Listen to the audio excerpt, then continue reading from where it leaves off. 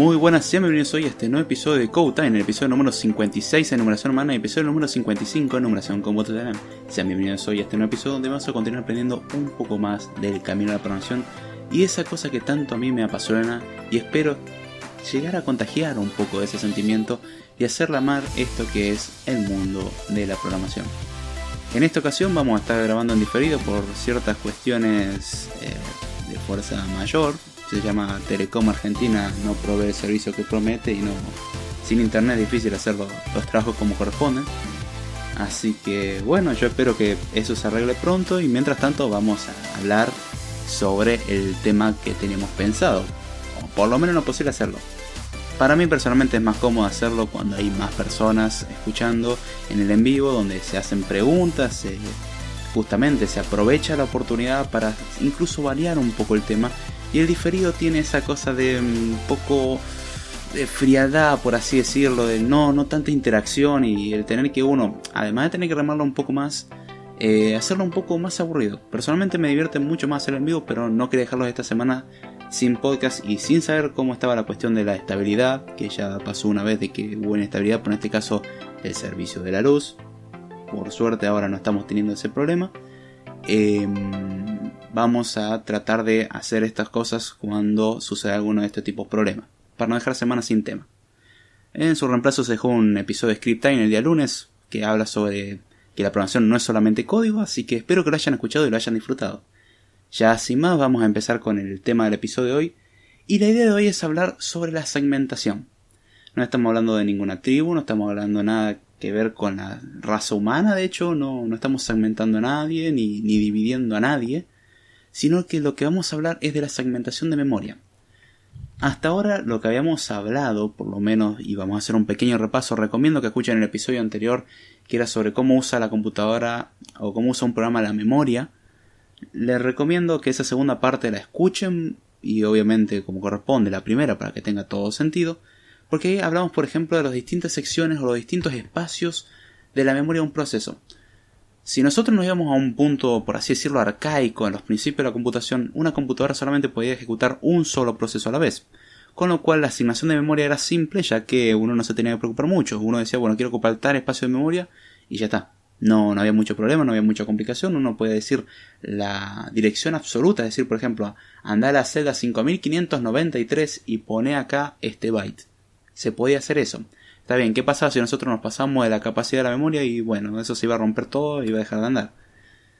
Eso hoy en día no sucede, de hecho hay ciertos mecanismos que impiden que esas cosas sucedan, pero hay que ir un poco junto con la historia para poder verlo bien.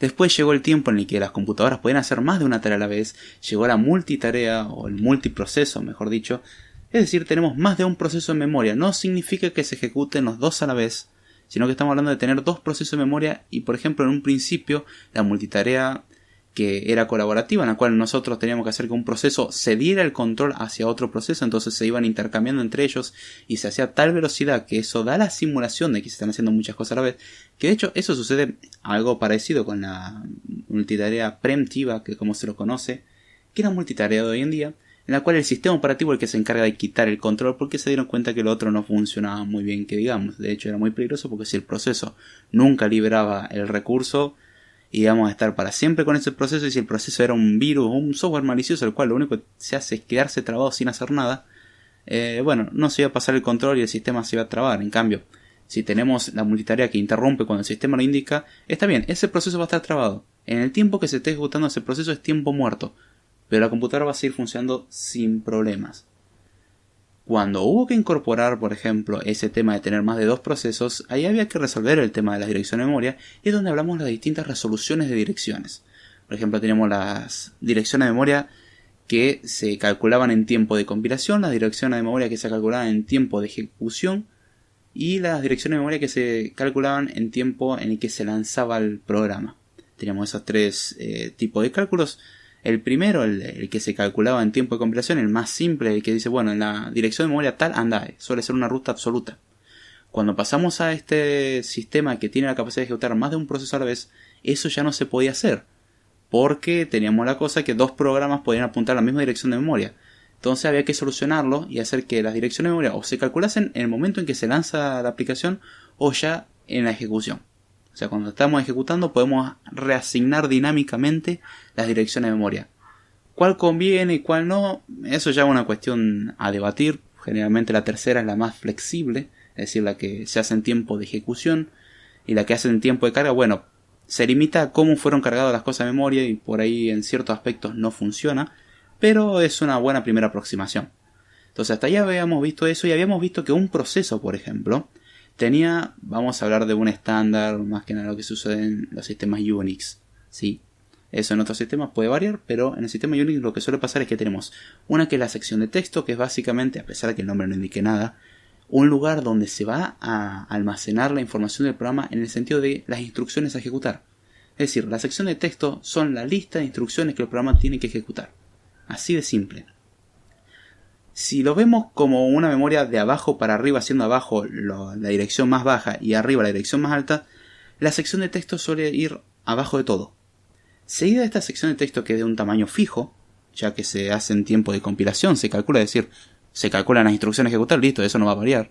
No es que el programa va a decir, bueno, cuando tomemos una acción vamos a agregar más instrucciones a las que tenemos. No, las instrucciones son dadas y ahí contempla todos los casos en los que se va a ejecutar el programa. Si nosotros no contemplamos un caso cuando hicimos la compilación del código, eso es cosa nuestra porque significa que nuestro código estaba incompleto.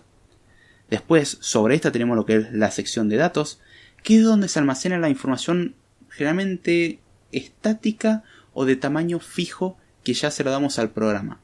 Por ejemplo, ¿qué entra en esto? Cuando nosotros tenemos un entero, una variable de tipo entero, cuando nosotros tenemos un arreglo, estoy hablando de C, no de lenguajes más dinámicos como los de hoy en día, sino de lenguajes como C, se almacenan todo en lo que es la sección de datos de un tamaño fijo, no cambia. ¿Podemos modificar los datos? Sí.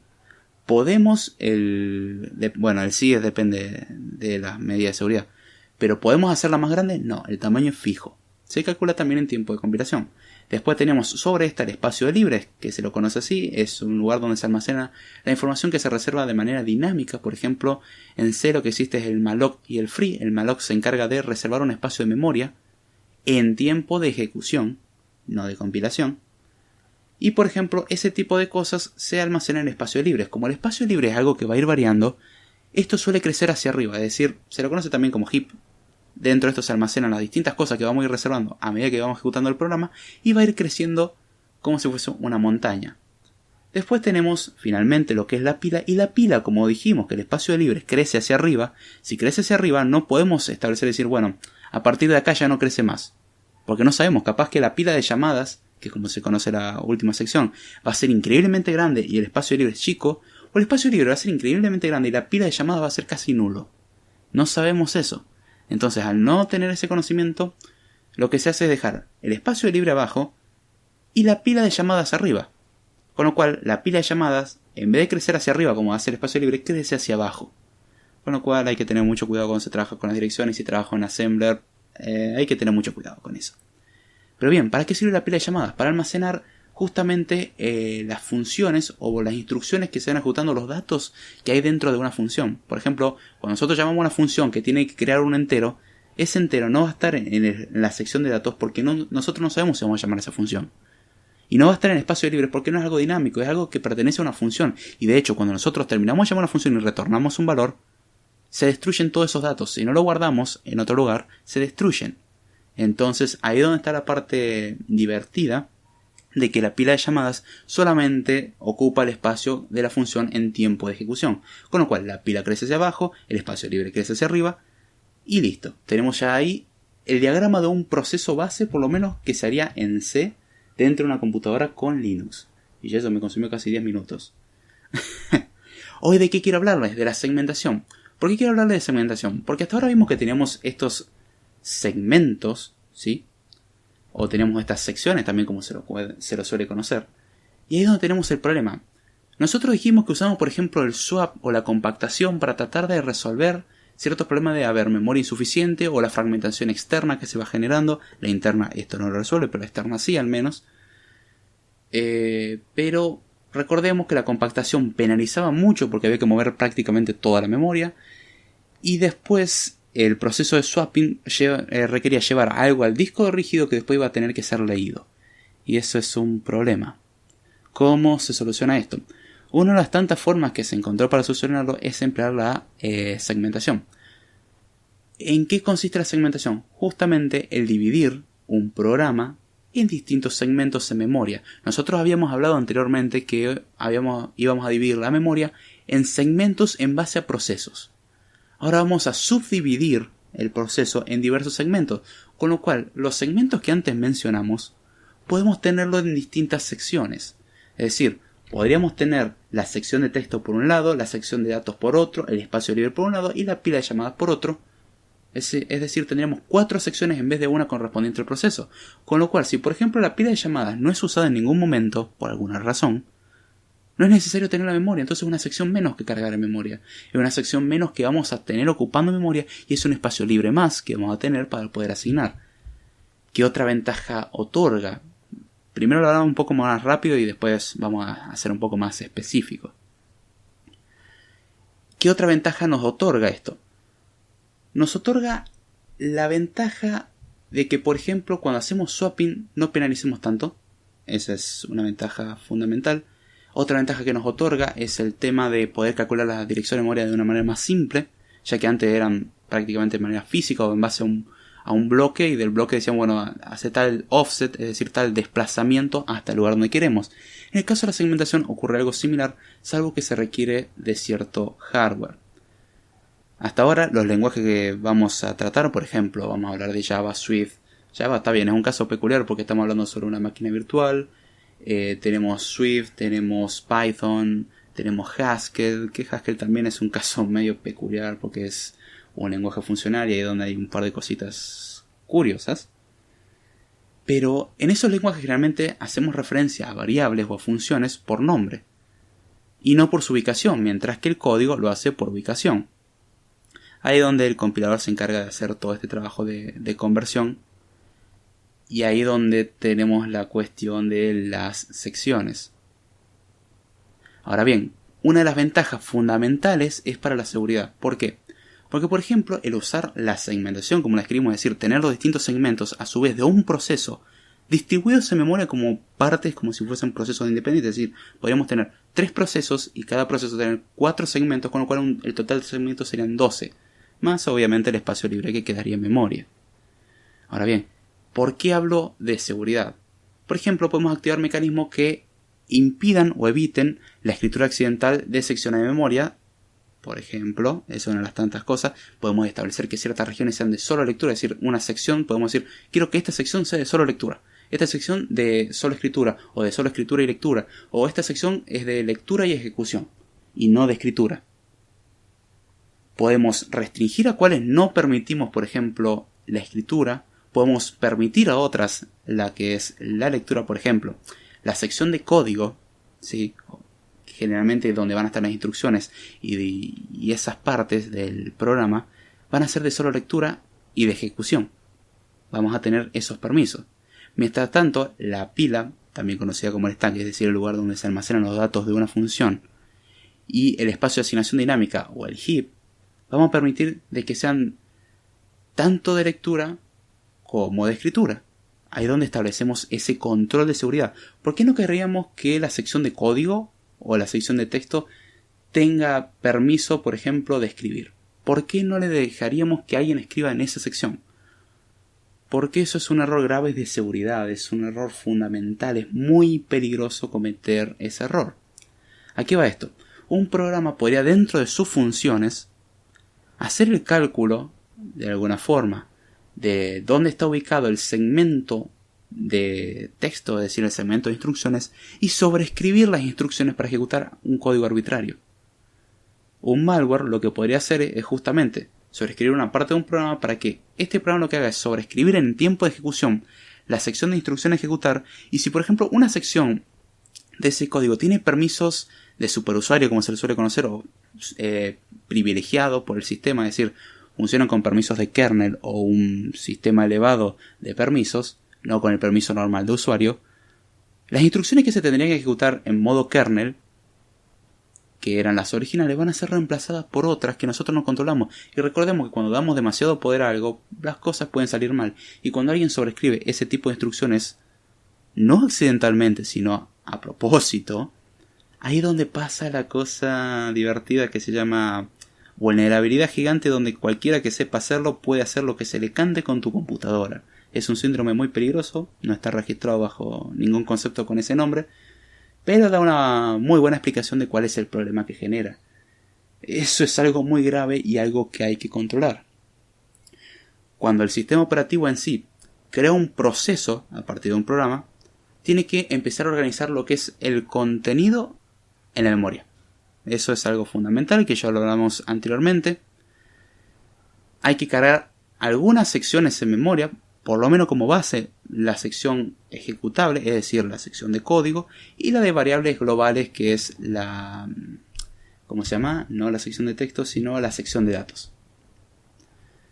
Esas dos secciones son fundamentales porque son datos que generalmente vamos a necesitar. Ahora bien, el heap, es decir, donde se almacenan los datos dinámicos, y la pila de ejecución de funciones, ¿es necesario cargarla? Podríamos hacer que no. Podríamos hacer que carguen esas dos cosas como base y podríamos configurar las cosas como para que cuando necesitemos las otras dos secciones se creen, es decir, reserven ese espacio en memoria. O reservar un espacio mínimo para decir, bueno, voy a dejar que al menos esto quede reservado para cuando se necesite. Después, si necesitamos agrandar la sección, veremos lo que hacemos. Pero se puede hacer ese tipo de ajustes y esa otra es la ventaja que permite la segmentación. O que permitía. ¿Por qué digo esto? Porque hoy en día no se usa algo completamente de segmentación ni algo completamente de paginación. Paginación todavía no lo explicamos, es lo que vamos a tratar de explicar en el episodio que viene. Si el tema les interesa, no tengo problema, se trata de paginación, que eso es más cercano a lo que se emplea hoy en día. Hoy en día en realidad es una combinación rara entre los dos y depende mucho del sistema operativo. De hecho, este mecanismo requiere de cierta cooperación de hardware, porque para poder hacerlo necesitamos de un hardware específico como la MMU, o la unidad de manejo de memoria, también como se lo conoce, o Memory Management Unit, como lo quieran llamar. Ahí es donde tenemos que requerir cierta cooperación de eso y de un procesador que soporte segmentación. ¿Cómo podemos proteger secciones? Como habíamos protegido ante bloques, podemos proteger las secciones. ¿Cómo? Una sección básicamente tiene una dirección en la cual accedemos, es decir, la dirección base de la región, y un tamaño. En base a eso nosotros podemos calcular. Imaginemos que la región arranca desde el 0 y el tamaño es 500. Es decir, del 0 al 499 son direcciones disponibles dentro de esa sección. Si asignamos en el 400, no hay problema. Si asignamos en el 600, tenemos un problema. Estamos fuera del rango. Entonces ahí es donde podemos establecer ya un control y decir, bien, evitamos esa salida y ya eso lo hace la unidad de manejo de memoria. Cuando sucede alguno de esos tipos de errores, como ya se dijo muchas veces, se llama al sistema operativo y el sistema operativo va a decir qué hacer con eso. ¿Les interesa saber qué es lo que hace el sistema operativo con eso? Lo vamos a ver cerca del final del podcast. Así que es una buena forma para que terminen de escuchar el podcast.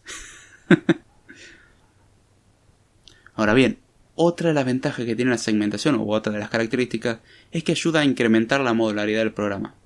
Es decir, con esto, que básicamente es muy común que las bibliotecas ligadas dinámicamente, es decir, muchos lo conocemos como DLLs, son bibliotecas dinámicas, son bibliotecas que pueden utilizarlo más de un programa incluso a la vez, justamente esa es su magia, son representadas en otros segmentos separados. Es decir, si por ejemplo un programa necesita una biblioteca dinámica, en vez de agregarlo a parte de su información dinámica, lo que hace es decir, bueno, tenemos una sección más que es para la biblioteca, con lo cual si otro programa lo necesita puedo utilizarlo y podemos tener más segmentos. ¿Para qué sirve esto? Hay ciertos casos en los que nosotros quisiéramos no usar la biblioteca, es decir, durante los primeros 50 minutos del programa la biblioteca no va a ser necesaria. ¿Cómo hacemos para resolver eso? Muy simple, lo que se hace es mandar esa biblioteca a la memoria secundaria, es decir, hacer el swap, y con eso tendríamos un espacio disponible. Imaginemos que la biblioteca pesa 500 megas y son 500 megas más libres de memoria. Cuando sea necesario, lo que se hace es traerlo nuevamente a la RAM. Pero puede que nunca sea necesario, por eso se lo suele tratar como secciones separadas. Es una modularidad que le damos, es decir, dividimos el programa en muchos pedacitos para poder trabajar. Ahora bien, las referencias que vamos a hacer dentro de este tipo de paradigma son referencias que se denominan básicamente direcciones lógicas. Y están formadas básicamente por un selector de segmentos, si lo queremos ver así, es decir, un indicador de segmento, el segmento 1, 2, 3, un identificador de segmento y un desplazamiento dentro de ese segmento, desplazamiento también conocido como offset. Entonces uno lo que haría es tomar, por ejemplo, cuando nosotros pasamos eso, la MMU lo que va a hacer es convertir eso a la dirección correspondiente.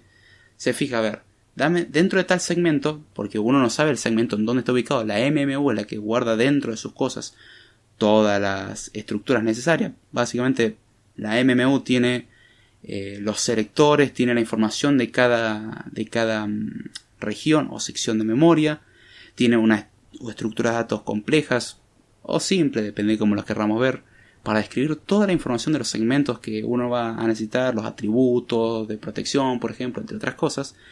Y lo que hace es aplicar, por ejemplo, un mecanismo muy simple en el cual primero agarramos la dirección base, le sumamos la dirección base, la convertimos a la dirección de memoria que corresponde al segmento. Es decir, por ejemplo, si el segmento 5 arranca en la dirección de memoria 1024, bueno, es 1024 la dirección y eso tiene un offset de 500. Entonces lo que hace es 1024 más 500.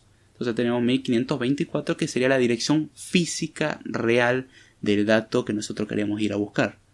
Entonces se hace toda esa conversión. Pero mientras se hace eso también se hacen chequeos de seguridad.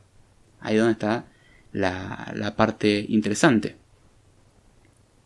Hay veces que, por ejemplo, esta conversión uno diría, ¿esto funciona siempre? No, puede fallar. Por ejemplo, si el segmento no está en la memoria cargado en este momento, esa es una información que se almacena, porque cuando nosotros decimos la dirección donde comienza el segmento es algo que está guardando la MMU para que podamos utilizar.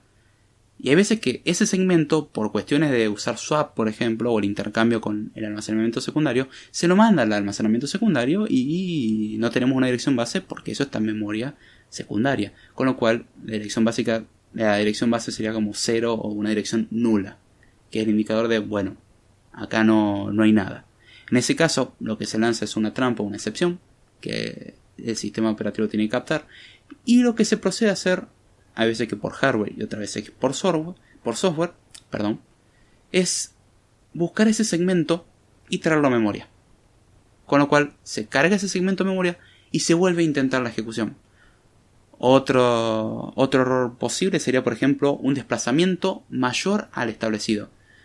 Nosotros hablamos que el offset tenía que estar dentro del rango permitido. Por ejemplo, si el tamaño del segmento era 500 y hacemos un offset de 600, nos pasamos. Entonces eso también es otra excepción. Esa excepción se la suele conocer como violación del segmento a la excepción anterior, que era la que no estaba cargada de memoria, es segmento no presente. Que cuando se lanza eso, el sistema lo que hace es volver a cargar y llamar de nuevo al programa para que intente nuevamente utilizar ese segmento. Y de hecho ahí es anecdótico justamente la excepción violación de segmento. Sé que la palabra violación suena muy fuerte y se lo asocia a cierto contexto que no lo quiero hacer presentes en el podcast. Pero violación de segmento es justamente intentar acceder a algo que no podríamos. En este caso una dirección de memoria no correspondida al segmento.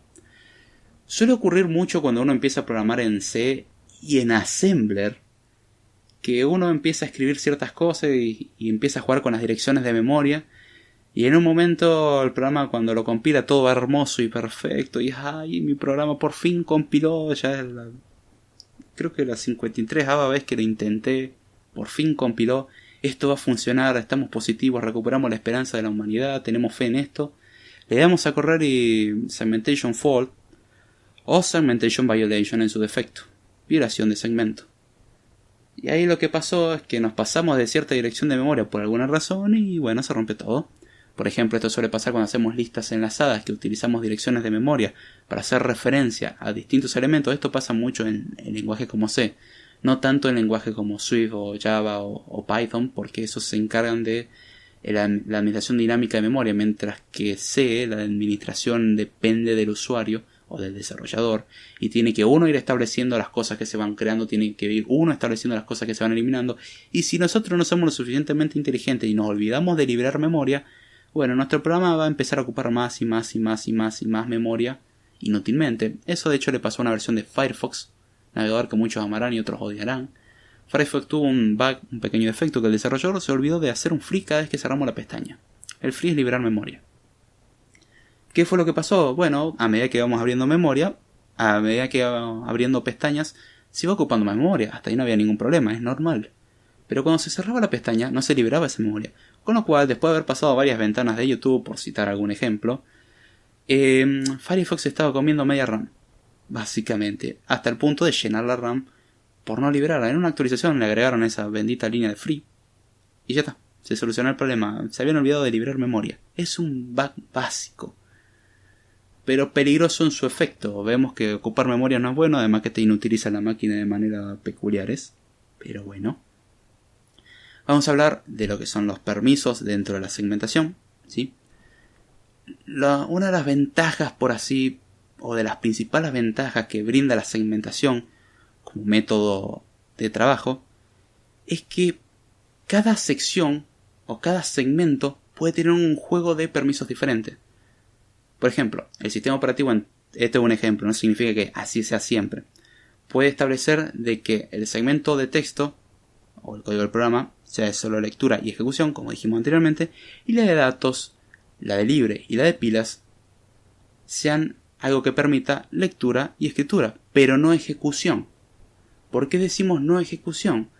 Porque nosotros dentro del segmento de datos podríamos decir, anda a tal dirección de memoria que la precalculamos, que sabemos que ahí va a estar el segmento donde se va a guardar la información estática o dinámica del programa. En este caso sería, por ejemplo, en una variable tenemos un string, que justo el string para un humano es ilegible, pero para la máquina es código de máquina, o son instrucciones en assembly y las ejecuta. Y estaríamos diciendo, a ver, salí de la ejecución normal y saltar un código que está en otra parte. Eso es algo que se hace muchas veces. Se hace, por ejemplo, lo que es el buffer overflow, que es hacer un exceso en un buffer, o el stack overflow, también ahí donde sale también el chiste del sitio web de programación recomendadísimo foro. Y ahí es donde, por ejemplo, hacemos estos saltos de memoria, o sobreescribimos cierta región y entre eso sobreescribimos la dirección de retorno de una función, y cuando sobreescribimos esa dirección hacemos que apunte ahora algo dentro de la región de, por ejemplo, datos dinámicos, y con eso nos encargamos de que se ejecute la sección de datos dinámicos. Y por ejemplo, al hacer este tipo de limitaciones, estaríamos impidiendo que eso suceda y evitando muchos problemas de seguridad, que eso es algo que solía suceder en equipos dentro de todo antiguos. Al principio solía pasar eso va corrigiéndose a medida que pasa el tiempo, ya sea porque alguien descubre que se puede hacer, o porque pasó y finalmente dijeron, che, hay que tapar este agujero de seguridad porque es bastante grave. Pero ahí es donde está la parte curiosa y anecdótica de esto que nos permite hacer. También la segmentación nos permite distinguir entre niveles de acceso a memoria, para que un proceso pueda efectuar, como decirlo así, llamadas al sistema y tener acceso a determinadas estructuras compartidas del núcleo. Es decir, podríamos segmentar los distintos comportamientos, dar permiso a distintas secciones, acceder con distintos permisos, incluso podemos hacer que una sección se ejecute con privilegios de kernel o en modo supervisor, como se lo suele conocer, como traducción al español. ¿Esto es bueno o es malo? Depende. Es peligroso. Cuanto más permiso le demos a algo, más peligroso se puede tornar, porque las acciones son más aleatorias o tienen más flexibilidad para hacer lo que quieran. Eso es algo a tener en cuenta. Está bien que uno diga, ay, pero yo quiero programar en un lenguaje que no tenga que hacer manejo de memoria y esto es innecesario. Sinceramente no es innecesario. Si uno va a trabajar desarrollando por un sistema operativo o a bajo nivel, esto es fundamental. Si uno no tiene claro esto, ya vaya renunciando a su trabajo, que está haciendo algo bastante mal. Ahora, si uno, por ejemplo, se dedica al desarrollo, yo quiero diseñar aplicaciones web o aplicaciones móviles, es importante tener este conocimiento. Es importante incluso saber cómo funciona el compilador en ciertos aspectos. Son detalles muy específicos del compilador. Por ejemplo, en Java, cómo trabaja la máquina virtual a la hora de trabajar con strings. En el sentido de que cuando copiamos un string no se copia literalmente el string, sino que mientras el string copiado no se modifique, va a seguir haciendo referencia al string original, porque no cambiaron, no es necesario. Ahora bien, cuando se hace un cambio en el segundo string, o en el primero, el que sea, ahí sí se hace la copia, pero estamos evitando hacer una copia de memoria. Estamos evitando hacer tareas en el momento inmediato, es decir, las postergamos. Se lo conoce eso como evaluación lazy o evaluación vaga, en la cual se evalúa o se ejecuta la acción cuando es realmente necesario. ¿Qué nos permite hacer eso? Si por ejemplo hacemos una copia de un string y ninguno de los dos strings se modifica y vamos a mantener ese string, al fin hicimos la copia porque sí, el string tiene 1000 caracteres o tiene 1.000.000 de caracteres, también es válido, un string de 1.000.000 de caracteres y lo copiamos, no se copia la memoria, se va a copiar solamente si es necesario. Con lo cual, si pensamos que hacemos eso 1, 2, 3, 5, 20 veces, está bien. El espacio que ahorramos son un par de megas. un par de megas por acá, un par de megas por allá, y es un montón de memoria que ahorramos, además de tiempo desperdiciado por cada vez que copiamos memoria. Es algo que penaliza, es algo que demora. Con lo cual es importante conocer ciertos detalles. En este caso, estos son detalles bien a bajo nivel, bien a funcionamiento, y sirve más para saciar la curiosidad de decir, ¿cómo funciona mi computadora? O cómo funcionaban en principio las computadoras, porque también esto tiene un punto de vista muy histórico. Por ejemplo, vamos a hablar ahora de lo que es el intercambio parcial, que se lo conoce así, es algo que usaban de hecho muchos los sistemas operativos, generalmente de la década del 80. ¿Qué es lo que hacía esto? Lo que nos permitía era, por ejemplo, tomar ciertas regiones del programa y moverlas al disco como haríamos con el intercambio normal o el swap, pero solamente algunas podíamos hacerlo. Por ejemplo, si un programa está compuesto por porciones de código que nunca se van a ejecutar, más o menos al tiempo de la sucesión que estamos teniendo, es decir, en próxima medida no se van a ejecutar, se pueden separar incluso del texto. Es decir, podemos tener el texto del programa y hay una región del texto del programa que puede que no se ejecute nunca. Entonces, como vemos que eso no se va a ejecutar prontamente, lo que hacemos es llevar eso al almacenamiento secundario. Por eso es un intercambio parcial, porque no movemos todo, movemos solamente una parte en base a la necesidad. Después, a medida que se va ejecutando el programa, algunos de los segmentos también pueden no ser empleados por largos periodos de tiempo, con lo cual podríamos enviarlo también al área de intercambio o el espacio de intercambio conocido como swap. Y de esa forma tener cierto espacio libre de memoria y hacer esos intercambios parciales, porque no pasamos el proceso entero como lo hacemos anteriormente a la memoria secundaria, sino que pequeñas regiones. Con lo cual, a la hora de recuperar la información, es mucho más óptimo, porque hay que recuperar la mitad de la información o menos. Es mucho mejor que pasar toda la información de nuevo del disco a memoria. Recordemos que el disco penaliza mucho, es prácticamente una de las partes más lentas de lectura y escritura dentro de la computadora, más si estamos hablando de los discos rígidos normales, no los SSD. Los SSD por ahí son más rápidos, siguen penalizando pero menos. Y ahí es donde está la parte curiosa, que podemos decir, bueno, la región de código la vamos a ejecutar siempre, ahora el resto puede que no lo necesitemos en ningún momento. Lo único que vamos a hacer es ejecutar un bucle durante 100 millones de veces, imprimir un hola mundo y se termina el programa. Y bueno, para eso las otras regiones no parecen tan necesarias. O el proceso mismo podría paralizarse en parte y decir, bueno, voy a hacer un sleep, es decir, voy a dormirme durante un momento. Y en ese momento que hago el sleep, bueno, no es necesario esta información. Voy a hacer un sleep de 15 segundos, bien. En este momento podemos pasar ciertas regiones al área de intercambio. Y ahí es donde podemos ser más selectivos. Uno de los ajustes por ahí peculiares que se suele hacer en este respecto es justamente, hay ciertas regiones que no requieren, hay ciertas regiones que no pueden ser escritas. Por ejemplo, la región de texto o el segmento de texto. Con lo cual, por ejemplo, si el programa lo paralizamos en algún momento y utilizamos la memoria de intercambio, no sería necesario llevar la región de solo lectura al disco. ¿Por qué no sería necesario? Por cuestiones de que eso ya está en disco, podríamos volver a leer eso. Si lo llevamos a memoria es redundante, de hecho estaríamos teniendo el programa original, la región de texto del programa original, y la copia de la RAM al disco para poder utilizar esto más adelante y volver a cargarlo. Si es de solo lectura no puede ser modificado, con lo cual uno de los ajustes curiosos es, si algo de lectura y escritura está bien, hay que copiarlo al disco, pero si algo es de solo lectura, lo que se hace es, a la tabla de segmentos que hay en la MMU, se elimina el elemento, se indica como que, bueno, está tal sección, pero no está en memoria RAM, porque ahí lo que se almacena en las secciones es lo que está en memoria RAM actualmente. Si no hay ninguna dirección es porque justamente no está en RAM, pero existe esa sección en sí. Y lo que se hace es decir, bueno, como esta sección es de solo lectura, la marcamos como dirección nula, es decir, una dirección que indica de que no está en memoria RAM, lo borramos de RAM, pero no es necesario cargarlo en disco. Con lo cual estamos evitando esa penalización de copiar al disco y después, está bien, el de volverlo a traer va a haber que hacerlo. Es decir, copiar el disco no es necesario, pero sacar el disco y ponerlo en memoria nuevamente cuando lo necesitemos sí, va a ser necesario. Pero es una operación menos.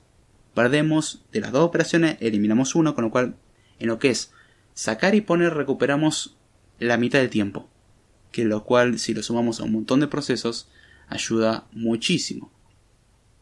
Lo mismo que si tenemos una biblioteca que está en memoria secundaria estoy hablando en este caso, una biblioteca dinámica. Otra de los trucos que se puede hacer, porque las bibliotecas suelen ser de solo lectura, es dejar la biblioteca en la memoria secundaria y cuando sea necesaria cargar porciones nomás en la RAM y después eliminarla total.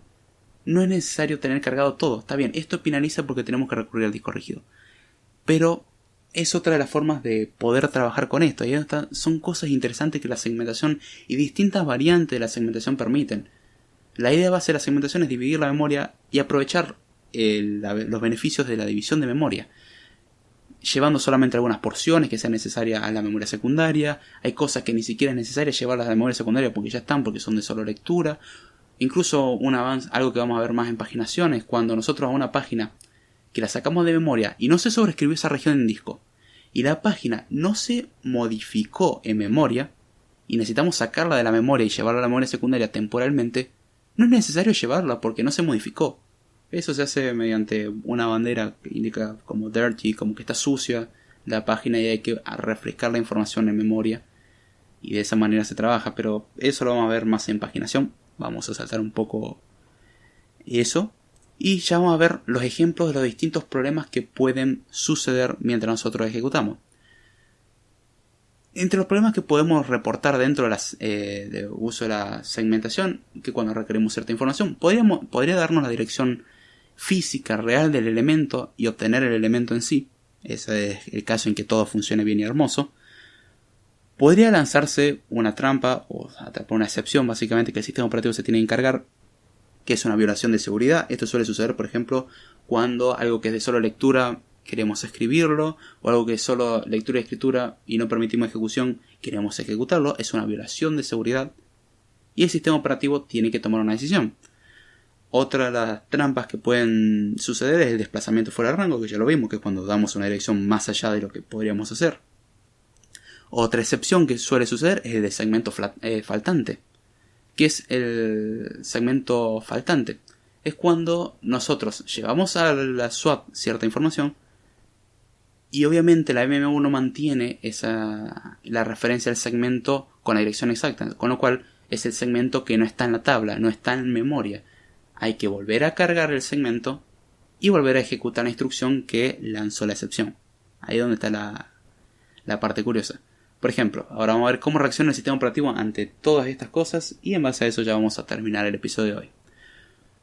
Cuando se captura una excepción es donde el sistema operativo tiene que intervenir. A ver, vamos a ver un ejemplo. Cuando se solicita, y eso es otra excepción que no nombré, segmento inválido. Segmento inválido básicamente indica que estamos haciendo referencia a un segmento que no existe. Imaginemos que tenemos segmento 1, 2, 5 y 7 y hacemos referencia al segmento 10. Segmento 10 no existe, con lo cual esto es un error. El sistema va a recibir una excepción que dice, mira, acá recibí como que están pidiendo un segmento inválido, o un error que es segmento inválido. Y ahí es donde el sistema operativo lo que hace es detener el proceso. Es decir, corta el proceso y dice, bueno, vos estás queriendo acceder a algo que no existe, listo, corto el proceso, yo no te dejo ejecutar más, corto la ejecución y si el programa hizo eso por un error interno, lo lamento, se cierra. Esa, por ejemplo, es una de las razones por las cuales los programas se pueden cerrar accidentalmente o por lo que sucede en los pantallazos azules también. Son protecciones que hace el sistema. Cuando el sistema se encarga, el sistema mismo el que comete un error de este tipo, y como que dice, a ver, voy a cerrar el programa. ¿Qué programa soy? El sistema. Bueno, matémonos y para evitar problemas, cierra el sistema. Eso mismo pasa con programas que de golpe se cierran de la nada y uy, ¿qué pasó? Bueno, parece que el programa en algún momento sobreescribió algo que no debía, o trató de escribir una dirección nula o algo así, y se cerró. Uno no ve esa descripción porque el sistema no suele notificar de eso, salvo que uno sepa leer ese tipo de señales mediante ciertas herramientas. Otro caso en el que suele suceder esto de cerrar el proceso y terminarlo es cuando se accede de manera no autorizada, es decir, un acceso no autorizado a una región de solo lectura o algo que no es de ejecución y le queremos hacer ejecutar. Ahí directamente el sistema corta todo y dice, bien, yo corto por lo sano, si vos querés hacer algo raro no te voy a dejar. Después tenemos, cuando tenemos el segmento faltante, lo que se hace es interrumpir el proceso, se corta el proceso, no se lo termina, se lo interrumpe, se trae, se carga de nuevo a memoria las cosas, se carga el dato en la MMU y finalmente, ahí sí, vuelve a ejecutar la última instrucción y sigue la ejecución normalmente. Por lo menos en lo que se permite, es decir, si también después está tratando de hacer dentro de eso una referencia a otra cosa, tenemos un problema. Ahora bien, ¿Qué pasa cuando tenemos muchas excepciones al mismo tiempo? Porque podríamos pedir, quiero que leas esto, escribas esto y ejecutes esto. Ahí, si hay alguna excepción en algún punto o hay más de una excepción, el sistema operativo va a tomar la acción por la más drástica, es decir, por la peor. Si una, por ejemplo, haría que se traiga un segmento de memoria y la otra haría que se detenga el proceso porque estamos queriendo escribir en un lugar que no se puede. Imaginemos este proceso simple. Un proceso que quiere escribir una región y que quiere leer una sección de memoria. ¿Qué pasaría acá? Bueno, primero serían las comprobaciones correspondientes y diríamos, a ver, tenemos dos errores. Uno, que el segmento no está cargado en memoria, con lo cual habría que detener el proceso, cargar en memoria y después volver a ejecutar. Pero tenemos el otro que en realidad está tratando de escribir algo que no tiene permiso de escribirse. Entonces, antes de ejecutar la primera tarea, se toma la decisión más drástica. ¿Cuál es la más drástica? La más drástica es la que afecta al caso de escribir algo no permitido. En ese caso, lo que se hace es simplemente decir, a ver, como estás queriendo escribir en algo no permitido, estás infringiendo una norma de seguridad o una normativa del sistema, perfecto, cerramos el proceso, ya está. Y entonces uno diría, pero no leyó la información, ¿y para qué? Es una tarea inútil al final. Iba a leer la información y la iba a tratar de escribir en otro lugar donde no tenía permiso. Al fin y al cabo estaríamos leyendo algo que tendría que traer algo del disco, lo cual quita mucho rendimiento y estamos viendo que en realidad no lo iba a poder concretar nunca. Con lo cual el sistema operativo corta con lo sano y toma la decisión de las peores de las excepciones. Es decir, si las excepciones son, a ver, falta segmento, bueno, la decisión es obvia. Falta segmento y listo. Ahora, si es alguna infracción de seguridad o algo que implique que el proceso se tenga que cortar, y bueno, se corta el proceso y no se ejecuta el otro. Con eso evitamos ciertas cosas y así se solucionan muchos problemas. Así que espero que les haya gustado el episodio de hoy. Si me quieren seguir, pueden hacerlo vía Twitter, en @Jordana, vía correo electrónico davidjordana@gmail.com. Todos los lunes hasta las 11 de la noche hora argentina, salvo que Arnet no lo permita, hacemos el podcast de Code Time. Tenemos un canal de Telegram que es @code_time y el canal de YouTube que es David Jordana. Me buscan como David Jordana o como Code Time. También escribimos para andike.com. Y aprovechen que tenemos un curso de Swift desde cero totalmente gratis en español. Al que quiera aprender, ahí tiene el recurso. Así que no hay excusa. Con esto me despido, esperemos la próxima poder hacerlo en vivo como se debe. Y será hasta la próxima.